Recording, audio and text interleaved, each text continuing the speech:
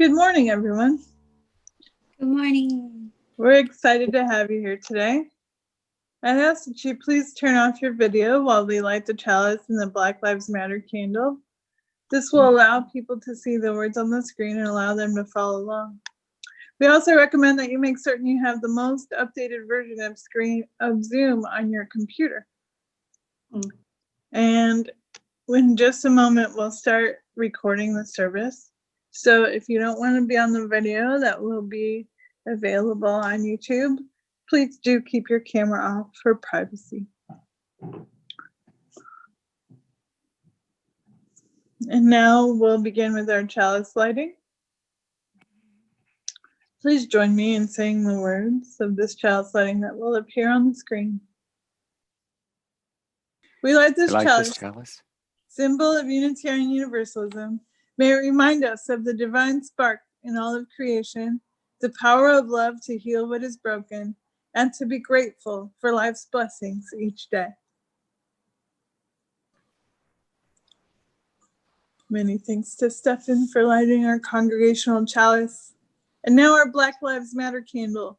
We light this candle in solidarity with the Black Lives Matter movement and work for the day in which Black lives are treated equitably and with dignity and justice. I want to welcome Steve Thomasberger, one of the Board of Trustees members, to invite you to be welcome today in our service. Good morning, everyone. We are an intentionally multi-generational, multiracial, multicultural, inclusive, and anti-oppressive religious community. You are welcome here. I'm Steve Thomasberger, and here with me are Pastor Teresa Soto, Dan Wright, Alex Haider-Winnett, the interim religious educator for our community, Stefan Schneider, our worship producer, Vincent Rains, and others. We're about to start recording this session, so if you don't want to be in the recording, please keep your camera turned off. And speaking of cameras, for much of this service, we're asking that you turn off your cameras, as this makes it easier for many of us to focus on the music and the words. There will be times to see each other, and we'll let you know when to turn your cameras on. Thank you. Thank you, Steve. We'll be having a song with Stefan next. Good morning, everyone. This morning we're going to do From You I Receive, to You I Give. We'll do it about 3 times. Just all take a deep breath and settle in.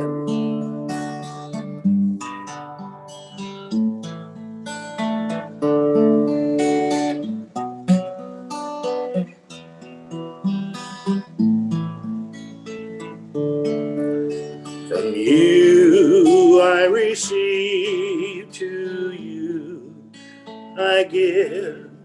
Together we share, and from this we live.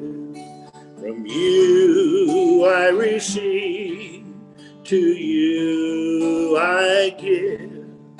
Together we share, from this we live.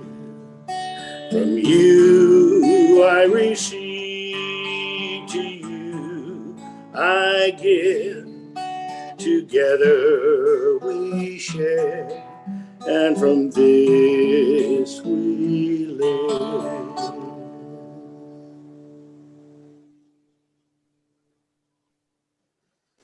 Wonderful. Now, if we could all unmute our microphones and turn on our cameras, we'll have a chance to say hello to our neighbors.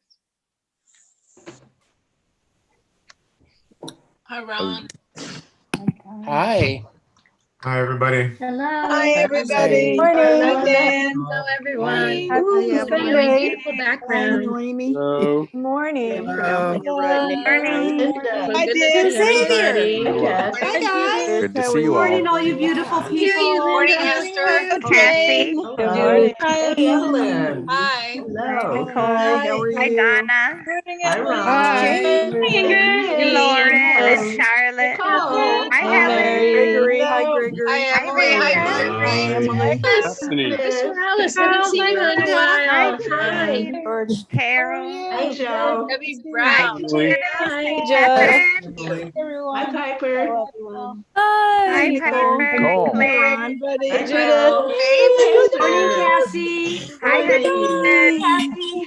Hi, Mary Jane. To the next Dan. page. There's Hi, Hi, Ingrid. Hi, Connie. And Tara. Happy belated birthday, Tara. Hey, Jake. Debbie. Hi, Anthony. Everybody. Hey, Hey, John. Hey, Jane. Hi. Huh? Linda, how are you? Hi, The new Arthur. member of our congregation. Carol.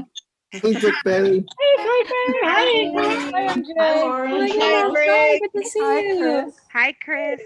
Y'all are so Evelyn. good Good to see you, at Evelyn. saying hello. Good job, everyone. Hi, Hester. Hi there. Hi. How are Hey, you? Piper and baby. Piper. Oh, Little one. Yeah. Wow. hello, If dear this is baby. your first time joining us today, we would love to be able to say hello to you as well. So if you look in the chat, there's a link for a guest connection card. If you'd be willing to fill that out, that would be amazing because we'd love to get in touch with you in supportive ways. So thank you so much, everyone. And I have a few reminders for you. The first is we want to talk about pastoral care. We have an amazing team of folks who are ready to listen and journey with you. So if you'd like to get in touch, the email is pastoralcare@uuoakland.org. You can see it up there on the slide. And we have Evelyn Sheridan, who's the coordinator. That's one of the people who will be receiving your email. So if holidays, if pandemic, if life is giving you things to talk about, please do reach out. There's support there for you. Next, we have Holiday Grief Group. We had one, and we have one more coming up. So if you have specific holiday challenges, our interim director of religious education, Alex Haider-Winnett, and I will be there to chat with you about it. December 4th, 7 to 7:30. And Christmas Chapel Workshop. It was on Friday. And Christmas chapels will be happening December 11th to 22nd. There are only 6 dates left. So you can share anything holiday related that is edifying, that expresses your values and your principles according to what we are talking about and doing in the congregation. So if you want to know more about planning or more about what date is available, just reach out. Write to yesplease@uuoakland.org. Yes, please, I'd like to do a Christmas chapel, or yes, please, I'd like to find out more about it. And we can certainly connect you with that information.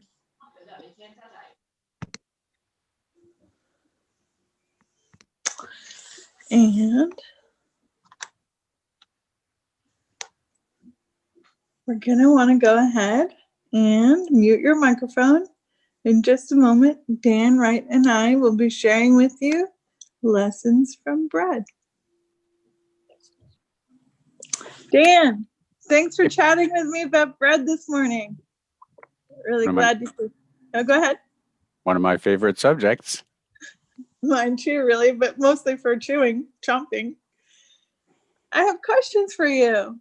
So, of course, I'm figuring you have to use yeast when you make bread. What does yeast do in your bread? Well, most of us use dry yeast. It comes back to life in the dough. Yeast eats sugar. When it uses that sugar for energy to grow and to reproduce, the sugar turns into carbon dioxide gas and alcohol, as you reminded me last week. That gas trapped in the dough creates the air bubbles that give bread its texture. And yeast also gives bread some of its flavor. Great. Well, is it the same process every time? Well, I haven't learned all the different ways to use yeast, but the resulting bread depends not just on the kind of yeast you use, but how much of it you use and what I feed it. You can use various strains of yeast. For instance, sourdough makes the bread taste tangy. I can feed it sugar, honey, molasses. Some people use other starches, and this affects the flavor of the bread as well. And very important, since yeast reproduces, you really have to pay attention to how long you let the dough rise. If you use less yeast, you can even leave the dough to rise longer, allowing more time for the gluten to develop. Couldn't hear you. I'm in church anyway. Well, it seems like we are ready to show the experiment that you did. So we're going to play a short video of a yeast experiment, and then we'll be back to say a couple more things about it.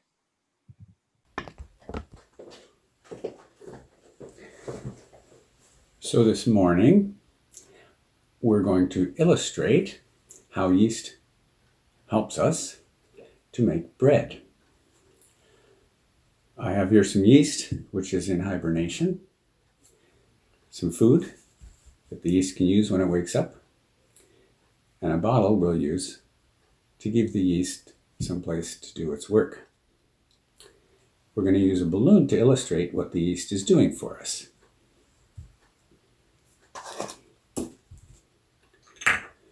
So with just a tablespoon of yeast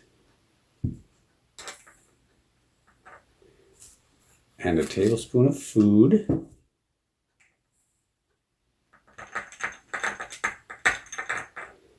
and a tablespoon of warm water, we've put everything in the environment we need. However, the yeast needs to come out of hibernation. If it's still dry, it's not going to do anything for us. And so we'll mix it.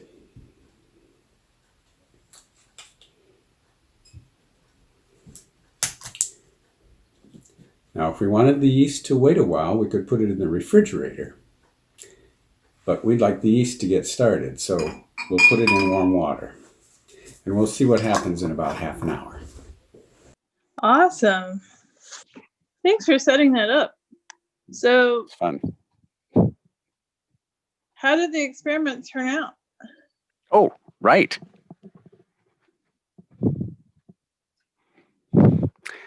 Well, the yeast ate some, and so that's how much gas I've got so far. It seems to be there's yeast all the way up to the mouth of the bottle now. Oh, it's growing. That's right. There's more yeast than we started with, I'm quite sure. Awesome. Well, what would you say are the things you think we could take away and learn from bread? Well, really, how I feel is you only ever get what you want from your bread by loving your yeast, giving it the right environment and nourishment, and then letting it do its own thing. Great. Thank you. Well, really appreciate saying that. Maybe we'll have a chance to see it one more time before we end our meeting today. Maybe so. Eat some bread too. Oh, that's most exciting. Thank you so much, Dan. Today, as we experience our bread celebration, we must also consider who is not at the table or who struggles to get there. The reading today relates a struggle to the survival to the emblem of bread. Cassie Poe joins me in reading it to you. Thank you, Cassie. This is The Battle to Be a Breadwinner by Lizzie Lawrence. Bake a bun in the oven far too soon. Pour over benefit applications every afternoon. Wait months for a reply. Try to stay alive. Lightly dust with benefits, then try to survive. Bake and studying at home, you will find a way. Sprinkle in part-time work, 0 hours, low pay. Need a handful of letters of eviction. Add fake references to counter discrimination. Remove degree from oven with pride. Tip teacher into pressure cooker, newly qualified. Remove own child and add everyone else's. Stir in poor behavior, parents, and bosses fold in mountains of emails, paperwork, and marking. Bake on a high heat, the pressure continually rising. Now you can serve the bread on the table, garnished with blood, sweat, and tears. But you finally made it after all of those years. May we take wisdom from this word. We turn now to a reflection on the theology of fermentation by our Director of Religious Education in the interim, Alex Haider-Winnett. Hi, folks. Very happy bread communion to all of you. Bread communion is one of my favorite traditions here at UU Oakland. And I wish we could all be celebrating together in person, but today we are celebrating apart to keep each other safe.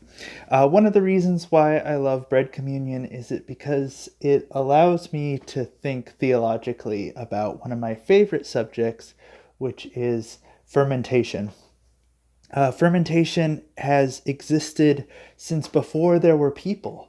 Fermentation, in some ways, arguably, allowed us to be people, to move into hunting and gathering, and then into agriculture to preserve food.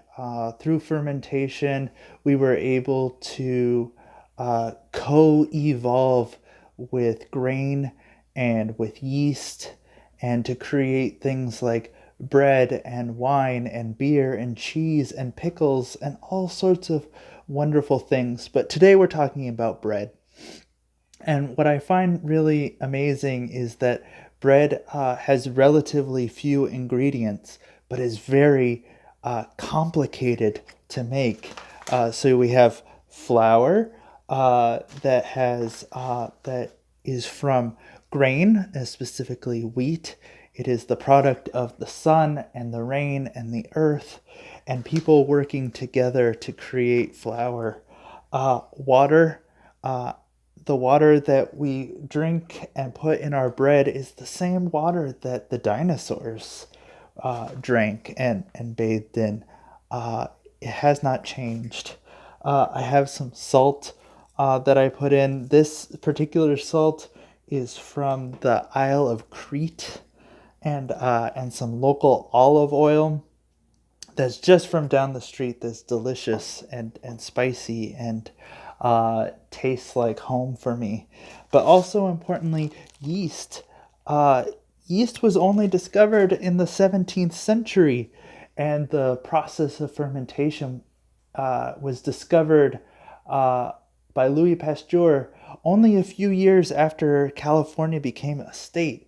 And yet for millennia, people have been fermenting even though we didn't know how it worked or why. And so no wonder every culture, every major religion sees fermentation as a divine miracle, as a gift to humanity. So we add the flour, we add the water, the salt, the olive oil, the yeast, put it together, and we mix it. And the thing about making bread is that you have to do it to learn how to do it, to smell it, to taste it, to feel it. It's a very sensual process. I love making bread. And then what happens is we mix it all together, and the yeast ferments, and the bread dough rises, and we give it lots of time to have complex flavors and to grow the carbon dioxide in. And that's the last ingredient of bread, is time. When we eat bread, we are eating time, not just the time that goes into making the bread, but all of human civilization and evolution, all that time that went into making the yeast viable, to evolve the flour, the grain to make the flour, the time that spans through our understanding of human evolution and of agriculture, all of that goes into our bread.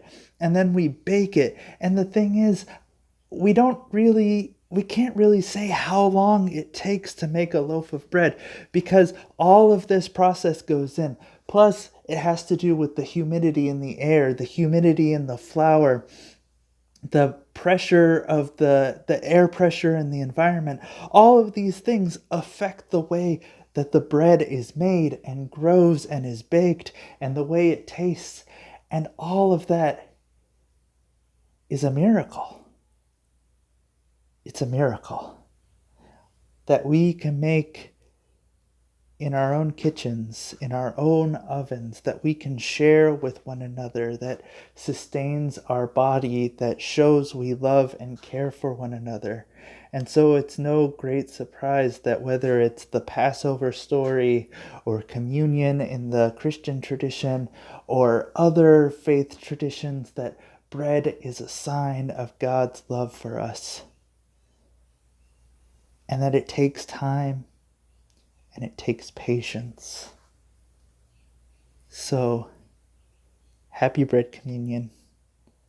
As we share with one another the bread that we made or bought it, as we eat it, as we share it, let us remember all the miracles, all the time that went into making bread. Be well. We're ready to hear a reflection from Dan Wright. Thank you so much, Dan. Thank you. So I'm going to talk about, let's see, bread.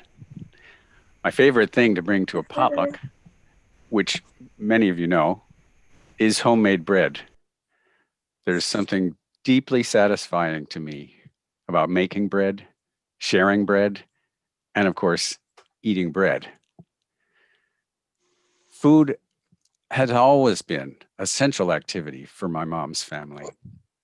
Food is welcome, food is celebration, food is love and care. Grammy always pushed second helpings on everyone. If I refused, she would express mock disappointment or would playfully ask,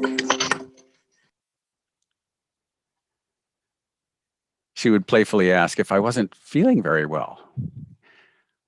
And my Aunt Helen's crescent rolls were legendary.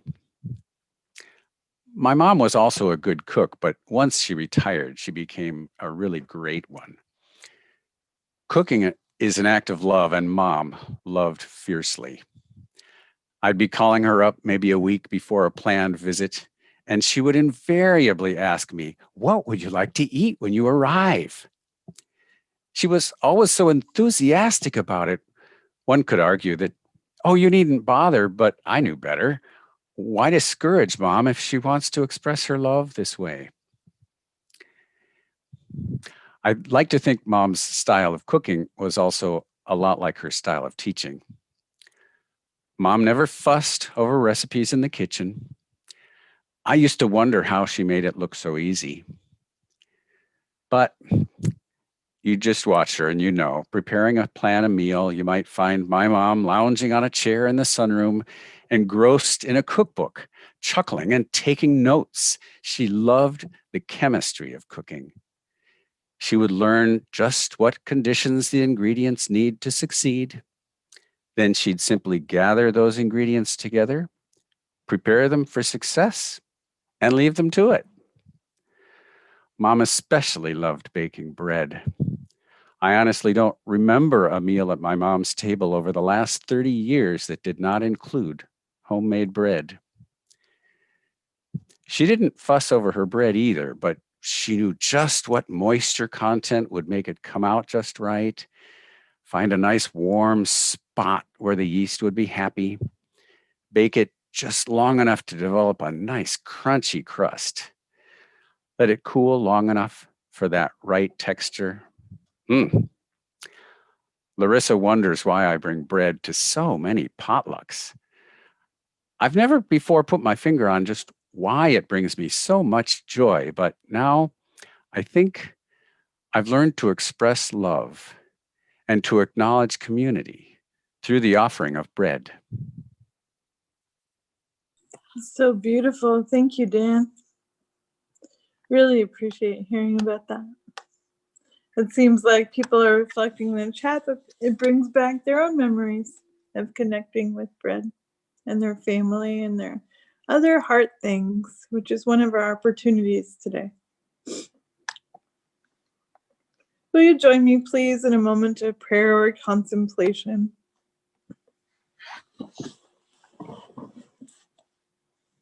We gather across screens and across space, holding the truth that many things are happening in the same moment. We bring not only the memory and nourishment of bread, but also the nourishment of spirit that we offer ourselves, each other, and the world. Mercy, compassion, patience, covenantal love, and truth. We share burdens and sorrows that we may share the weight of these cares with one another and thus make them lighter. We pray for those among us who are sick, who are distressed, who are struggling. We affirm that being a human is hard, and sometimes our hearts are in need of encouragement and rest. We rest in the care and compassion of this community. We give thanks for each participant in this community, for the spirit and truth that moves among us, for this community of justice, peace, and solidarity, for the leaders and nurturers of this community, of faith, of ethics, and of hope, for the future we cultivate with one right action and the next. We open our hearts to this moment. We prepare room in our hearts for the grace unfolding before us, for both the people and the community we are becoming. We offer each other witness. We lend each other courage for the journey ahead. We make a place for peace in our midst. Let it be so. Let us see to it. Amen. In just a moment, we'll be beginning our bread celebration. You don't need to have bread. You can have anything that's good. You can even just remember eating what's good. Whatever works for you is great today. You might also want to have a drink of water to accompany the ritual. As we begin the bread celebration today, we reflect. White author and thinker Kurt Vonnegut offers this origin story for human purpose in his book, Cat's Cradle. In the beginning, God created the earth and looked upon it in cosmic loneliness. And God said, "Let us make living creatures out of the mud, so the mud can see what we have done."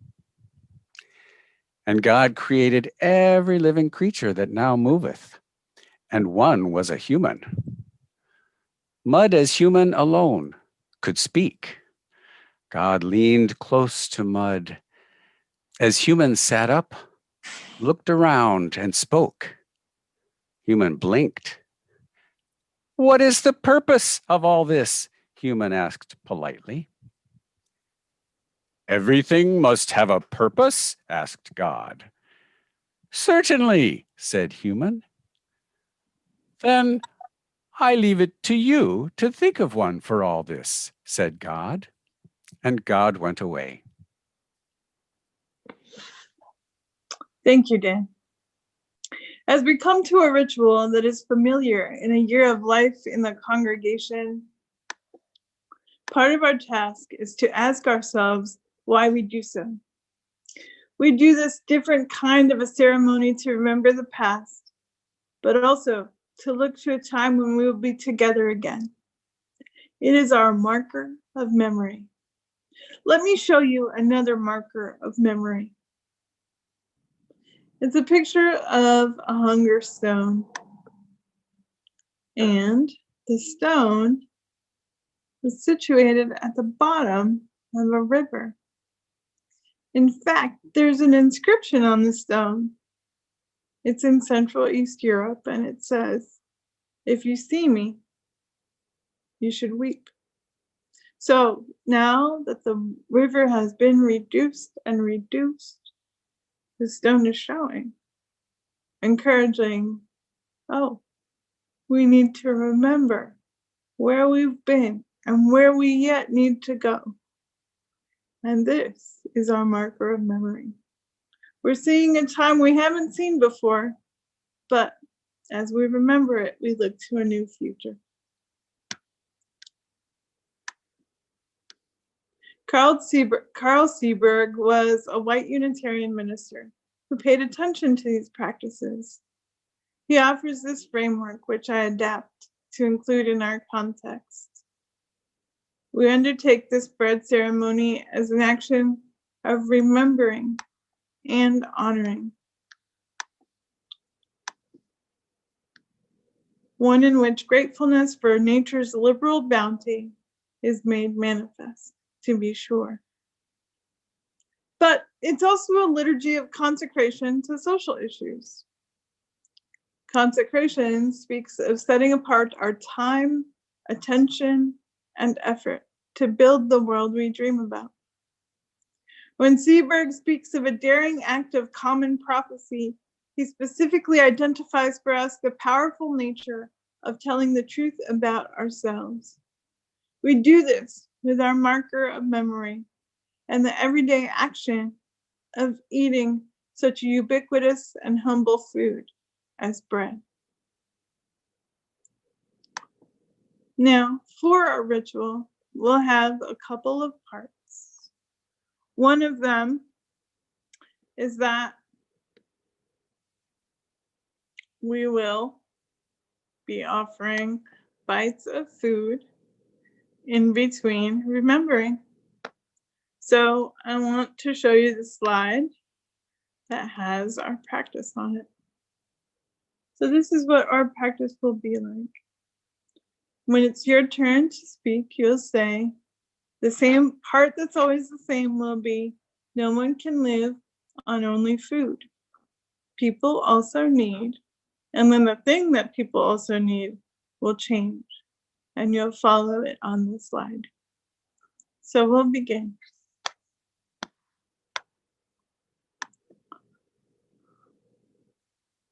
We embrace the ritual of bread celebration because eating and drinking are parts of a universal experience. The bread, the nourishment we take in, connects us with others and the earth. It is an ancient teaching that no one can live only on food. Rather, people also need sustenance of mind, of spirit, and of soul. We will reflect and take bites of the nourishment we have. The congregational response after bites of bread is, no one can live on only food. People also need blank. Watch with me this reflection on indigenous fry bread and its history. A link to the text of the captions will be in the chat if you would like to read them at your own pace. You stress me out.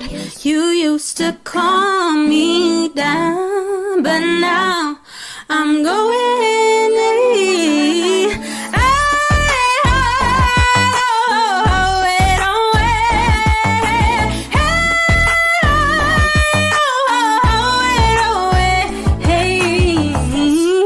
baby.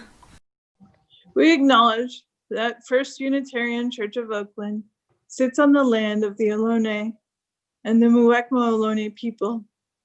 We remember their connection to this region and honor the living and the ancestors as well. And we honor their love and care of their traditional homelands. We eat a bite of bread to acknowledge that we cannot cover up genocide with gratitude. These exist simultaneously in the same space, but gratitude cannot heal that wound. We pay respect to Ohlone elders and to all Ohlone people, past and present. Next, you'll see the slide where I invite you. It will say, "Let us eat this bread." And now we'll take a bite. Just a bite.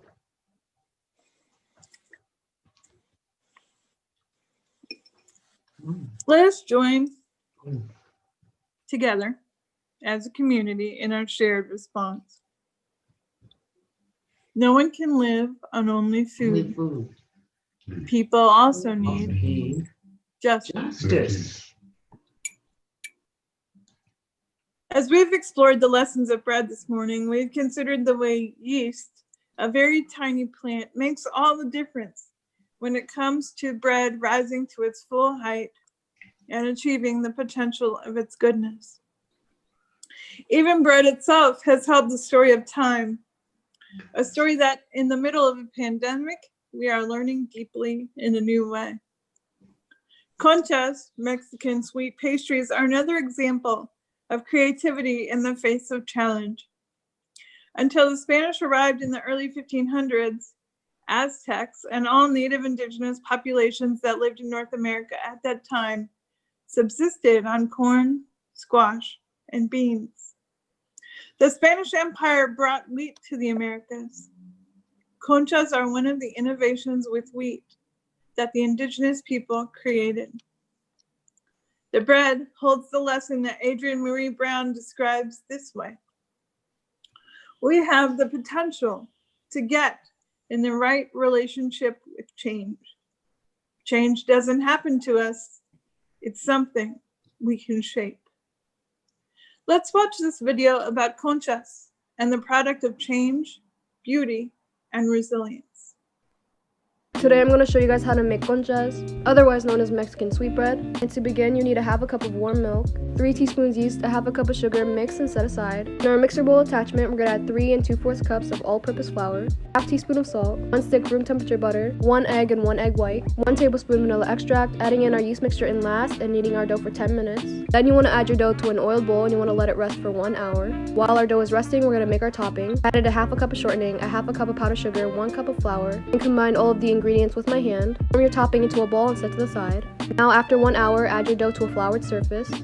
You want to make about 9 dough balls. Here I'm rubbing shortening on each one. Then I separated our topping into 9 balls as well. Flattened them gently and then I added them to the top of our conchas. I created the shell design with a butter knife. I brushed some shortening onto a baking sheet, covered them with a towel. You want to let them rest for another 30 minutes. After 30 minutes, you want to bake at 375 for 18 minutes. And you're done. Full written recipe will be on my Instagram. So those are conchas. Just a quick review. In the chat, you'll have a link to Indigenous representation, and that's connected to the fry bread experience we looked at, and also the fact that we sit on Ohlone land. So when you have a chance to look at that later, you'll have an update of modern Indigenous representation. So now that we've seen conchas, the product of change, beauty, and resilience, I want to invite you to eat a bite of bread to acknowledge that while we are experiencing an unprecedented degree of change, we are also creative, we are resilient, and we are responsible and responsive to the call of our mission and the call of our larger world. Let us eat this bread.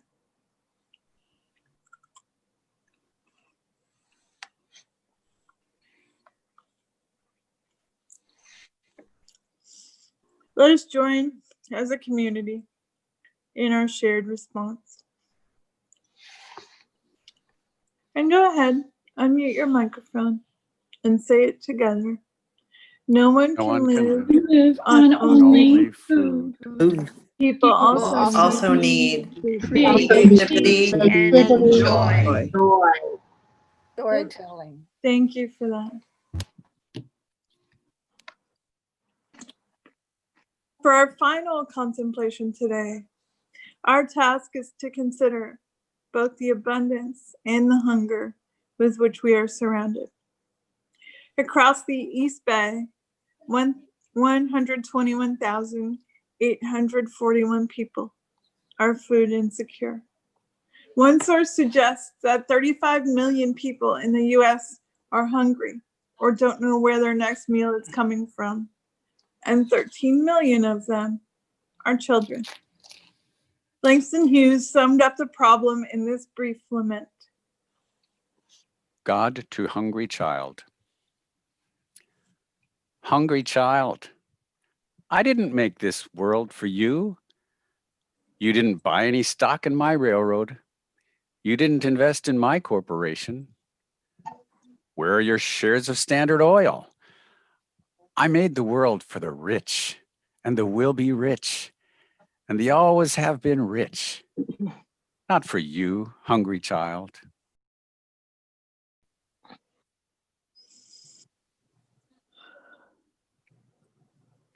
One of the magical aspects of bread is that from a few simple ingredients, something life-sustaining comes forth. As you watch this video, consider both the abundance and the hunger to which we are accountable. Here's how to make this crispy and airy focaccia. It's fun to make and perfect for snacking and sandwiches. Start by whisking together 2.5 cups of warm water, 2 teaspoons of honey, and 1 packet of instant yeast in a large bowl. You can use active too, just make sure it's alive. Then add 5 cups of flour and 5 teaspoons of kosher salt. Stir it all together until well combined. Then add a 1/4 cup of olive oil to the bottom of a large bowl and scrape the dough into it. Use your hands to coat the dough in the oil. Then cover it and let it rise in the fridge overnight or at room temperature for a few hours. Then use 2 forks to gently deflate the dough and form it into one mass.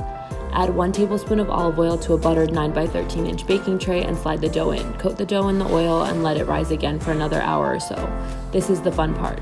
Dimple the dough to create impressions. You can be a little aggressive with this. Then drizzle over some more oil and a bit of flaky salt and bake at 450 for 25 minutes. Cut it into squares or slices and brush over some butter. This one's infused with garlic and rosemary, and enjoy. Will you join me in reflecting? Even that simple bread reminds us that we have a responsibility to those who do not have enough. This is a question echoed in a conversation recorded between a wandering teacher and a lawyer. You must be an unfailing lover of yourself and your neighbors, the teacher said. Okay, but who is my neighbor? Asked the lawyer. It was a cross-examination question. And it came down to the person at rock bottom, the one who needed help more than platitudes. Our neighbors are those who need our solidarity and our support, those who are hungry, whether they are within the congregation or outside its walls. In a moment, we'll eat a bite of bread to acknowledge that we're surrounded by both abundance and hunger, and that our neighbors are those waiting for us to show up and act in solidarity. And now, let us eat this bread.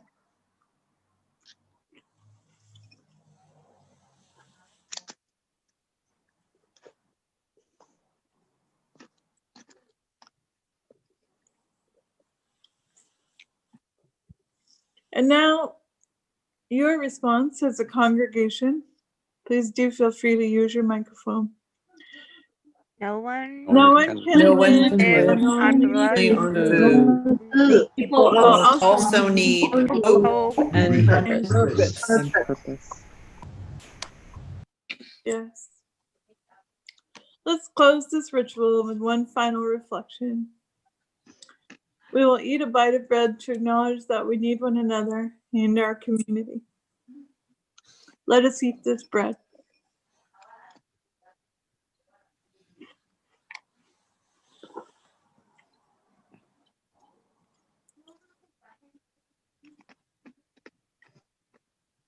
We need one another and our community. And let's move to our shared response. It will be, no one can live No on one only can food. live. No one can live only No on one can live food. only food. People also need Interconnectedness connectedness and and community. community. So may it be. Let us see to it. That's beautiful. Thank you. In just a moment, we will take a moment of centering. Start to think, because we'll have a chance afterward to share the lessons of bread that have stood out to you today. What will you be looking for this week? What will you be sharing with your family, with the people near you? What will you hope to share with others when you can see them again? Any combination of that will be our opportunity. Now, just take a few moments to center on the bread of loving kindness.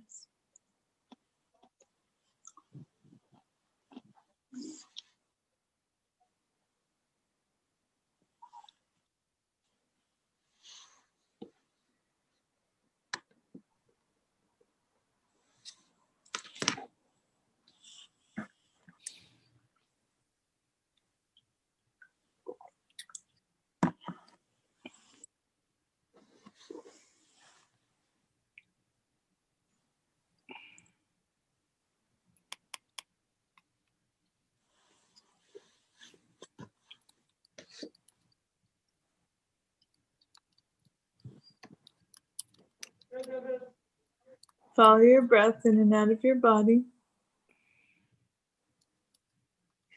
You don't have to force it, just pay attention.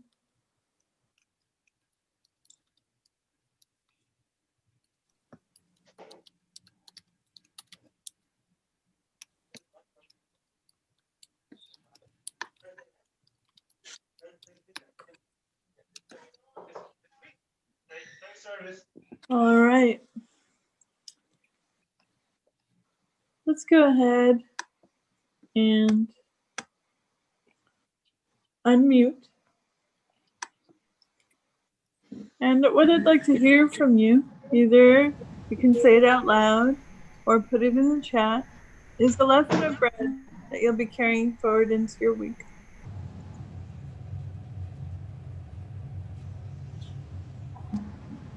Memories.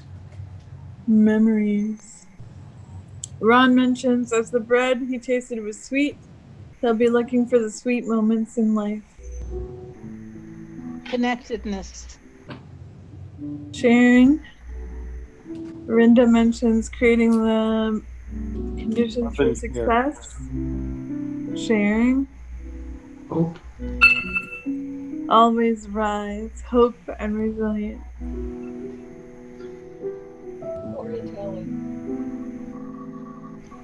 Everyone needs the blessings of sharing. Sometimes you get a little rough with it.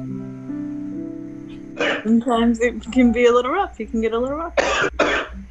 Warmth of the heart as well as physically. Fullness. Patience with the process. Connectedness. Things passed down from ancestors. Fermentation. Fermentation. Time as an ingredient, something to acknowledge and treasure.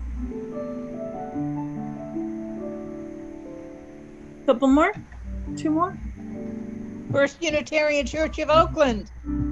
First Unitarian Church of Oakland. Yeah, I'll be carrying that in my heart this week. Sure. Smells and memories of home and family and love and nurturing. Interconnectedness between the farmers, farm workers who harvest, and people who cook together. Thank you. Thank you for sharing your lessons of bread. There's one more, I think. A couple more. Bread is eaten all over the world. Connectedness globally and historically. Collective hope and energy. Pressing down, punching the dough gets the air out. Good job, friends. Thank you. Thank you. Thank you. Next, we'll be having the invitation to generosity. After that video plays, then we'll come back together and we'll do our words of congregational commitment. White speaker and author Elizabeth Gilbert reminds us that in the end, maybe we must all give up trying to pay back the people in this world who sustain our lives. In the end, maybe it's wiser to surrender before the miraculous scope of human generosity and just to keep saying thank you forever and sincerely for as long as we have voices. We always consider why we give. One of the reasons is that we are blessed and supported by people who care about us and by people who don't even know us. For this reason, one response that is appropriate could be generosity. We invite you to support the work of the congregation by giving at this time. In the chat, you will see directions. Thank you for participating and for your generosity. In just a moment, we'll return together and say the words of our congregational commitment. To the work of the church, which is weaving in tapestry of love we call community. We dedicate ourselves in these offerings.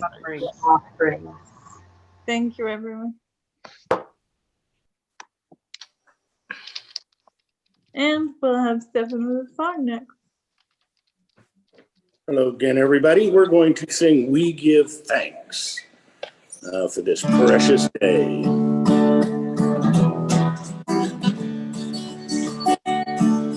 We'll sing it up 3 times through. Oh, we give thanks for this precious day. Oh, gathered here from far away for the time we share, love and care. Oh, we give thanks for this precious day. Oh, we give thanks for this precious day.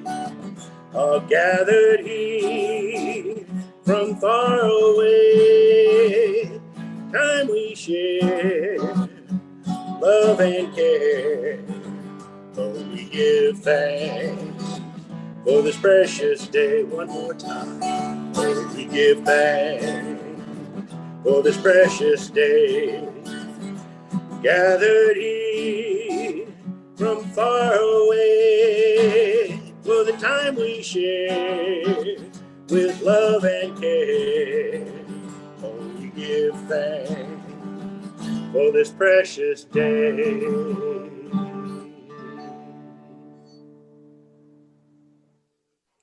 Thank you so much, Stephen. One time I made a really good decision. I had that song as the recessional for my ordination. So whenever I get to sing it, I get super happy memories. Thank you everyone for being here with us today. We'll have a benediction next, and then you're invited to join us for coffee hour. So I invite you to cross your hands over your heart or clasp hands with those you're sharing space with and hear these words of benediction. Give all that you can while you can, with whatever you have to give. Don't hold back, but throw your arms out wide, open to the sky, to the air, to the wind, and let your love billow out like streamers, colored ribbons of hope, flying out to touch all the people they can. Don't wait, don't hesitate, don't ask why, but be wild in your passion to live, to love, to give and give again while you can, while there's still time. You are not here to be a museum, but a carnival, a happening of life, a brilliant piece of music played by the instruments of joy. Don't wait. Give all that you can while you can, and do it with your eyes wide open. These words of blessing are from Stephen Charleston, an Indigenous Choctaw Episcopal priest. Thank you for joining us today in community for Bread Celebration, and we look forward to seeing you again soon.